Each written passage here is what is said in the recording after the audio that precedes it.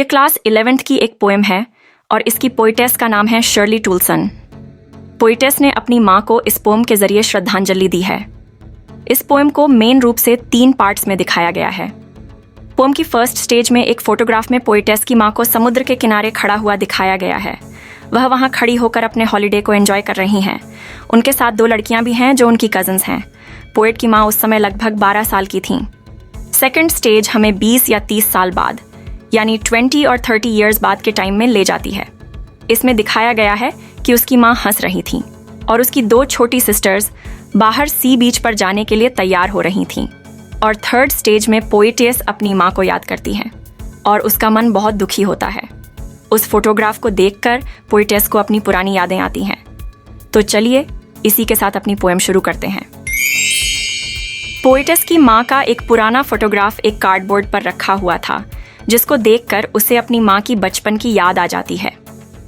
यह फोटोग्राफ तब का है जब उसकी माँ छोटी थी और वह समुद्र के किनारे यानी बीच पर एंजॉय करने के लिए जा रही थीं और उनके साथ उनकी 2 बहनें भी थीं जो कि उनसे छोटी थीं। वहां पहुंचने के बाद वे लोग समुद्र के किनारे पर उसके पानी में नंगे पैर चल रहे थे। पोएटेस की मदर बीच में खड़ी थीं और उसके अगल बगल दोनों लड़कियां उनके हाथ को पकड़े हुए खड़ी थीं।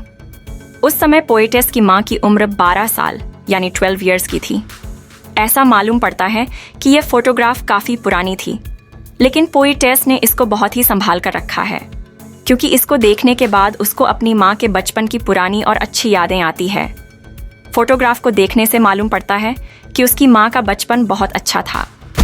वे तीनों लड़कियाँ समुद्र के किनारे पर खड़ी थीं और जब उनके अंकल ने उनकी फ़ोटो खींची तब वे तीनों कैमरे की तरफ देखकर स्माइल कर रही थीं। मौसम अच्छा था और हवा चल रही थी। हवा के कारण उनके बाल उनके हंसते हुए चेहरों पर आ रहे थे। उन तीनों के चेहरों पर खुशी के और एंजॉयमेंट के एक्सप्रेशन थे।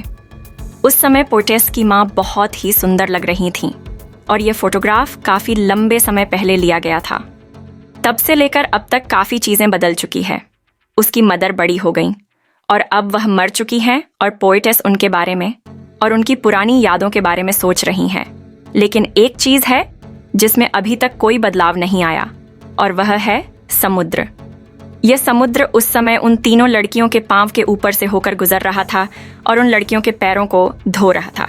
पोइटेस ने बताया है कि मानव जीवन यानी ह्यूमन लाइफ बहुत छोटी होती है और उसमें तेज़ी से चेंजिंग आती है, जबकि नेचुरल चीज़ों में काफ़ी लंबे समय बाद चेंजिंग आती है, या फिर कह सकते हैं कि चेंजिंग नहीं आती है, क्योंकि समुद्र अभी तक बिल्कुल वैसा का वैसा ही है जैसा उस समय था, जबकि उसकी माँ का जीवन तब से लेकर अब तक पूरी तरह बदल चुका है। 20 या 30 साल बाद भी पोइटेस की माँ पिक्चर को देखती और अपने पास्ट की अच्छी यादों को याद करके पुरानी यादों में हंसेगी।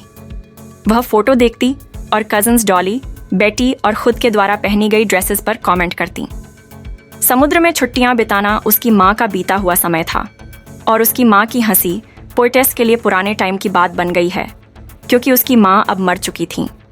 पोइटेस को अभी भी याद है कि कैसे उसकी माँ समुद्र पर बिताई गई छुट्टियों को याद करते हुए पिक्चर पर स्नेह के साथ साथ नुकसान की भावना के साथ हंसती थीं, क्योंकि वह समय कभी वापस लौट कर नहीं आएगा। उसी तरह पोइटेस अपनी माँ और उसकी हंसी के बारे में सोचकर उदासीन महसूस करती हैं, जो पास्ट की बात बन गई है। इस पोएम में 2 शब्द दिए गए हैं, लेबर और ईज।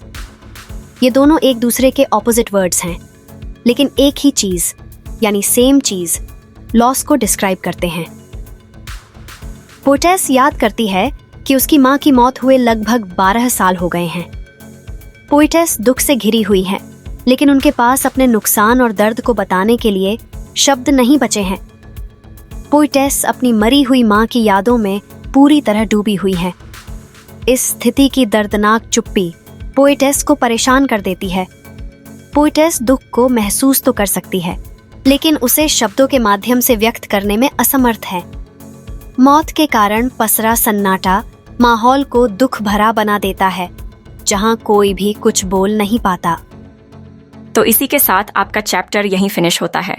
मेरी आपसे रिक्वेस्ट है कि हमारे चैनल को सब्सक्राइब कर लीजिए और इस वीडियो को ज़्यादा से ज़्यादा शेयर कीजिए और लाइक और कमेंट कीजिए। Thank you for watching the video.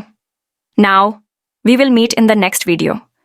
Till then, Goodbye and take care of yourself and your family.